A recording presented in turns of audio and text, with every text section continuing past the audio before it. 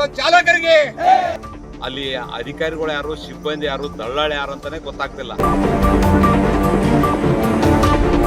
ಯಾದಗಿರಿ ನಗರದಲ್ಲಿ ಆಟೋ ಚಾಲಕರು ಮಾದರಿಯನ್ನು ಚಾಲಕರು ಎಲ್ಲರೂ ಸೇರಿ ಒಂದು ಮೀಟಿಂಗ್ ಕೂಡ ಹಮ್ಮಿಕೊಂಡಿದ್ದೆವು. ಇದ್ರ ನೋಡಿಕೆಸಿ ಅಧಿಕಾರಿಗಳು ಕಲಿಬೇಕು.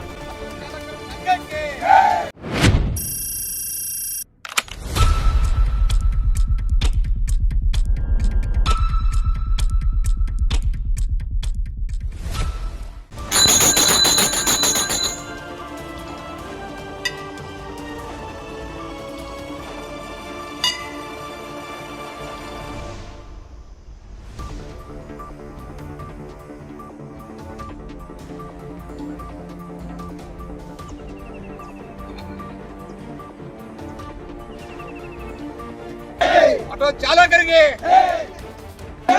ಪೊಲೀಸ್ ಮಹಾರಾಜ್ಗೆ, ಆಟೋ ಚಾಲಕರ ಸಂಘಕ್ಕೆ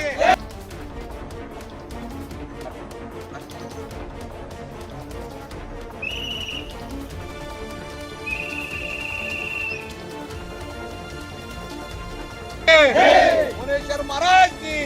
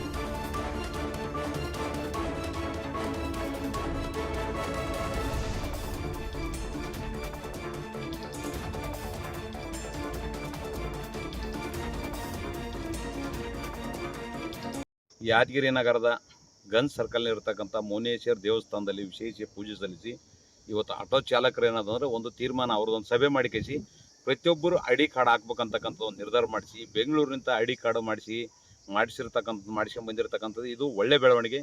ಇತ್ತೀಚಿನ ದಿನಗಳಲ್ಲಿ ಜಿಲ್ಲಾ ಕೇಂದ್ರ ಆಗಿ 15-16 ವರ್ಷ ಗತಿಸಿದ್ರು ಕೂಡ ಇವತ್ತು ಕಚೇರಿಯಲ್ಲಿ ಸಾಕಷ್ಟು ಸಿಬ್ಬಂದಿಗಳು, ಅಧಿಕಾರಿಗಳು ಐಡಿ ಕಾರ್ಡ್ ಇಲ್ಲದೆ ಅಲ್ಲಿ ಅಧಿಕಾರಿಗಳು ಯಾರು, ಸಿಬ್ಬಂದಿ ಯಾರು, ದಳ್ಳಾಳಿ ಯಾರು ಅಂತಾನೆ ಗೊತ್ತಾಗ್ತಿಲ್ಲ. ಅಂಥದ್ರಲ್ಲಿ ಇವತ್ತು ಐಡಿ ಕಾರ್ಡ್ ಧರಿಸುವ ಮುಖಾಂತರ ಇವತ್ತೇನದ ಯಾದಗಿರಿ ನಗರದಲ್ಲಿ ಆಟೋ ಚಾಲಕರು ಮಾದರಿಯಾಗಿ ಮಾಡಿರ್ತಕ್ಕಂಥದ್ದು ಇದು ಒಳ್ಳೆ ಬೆಳವಣಿಗೆ.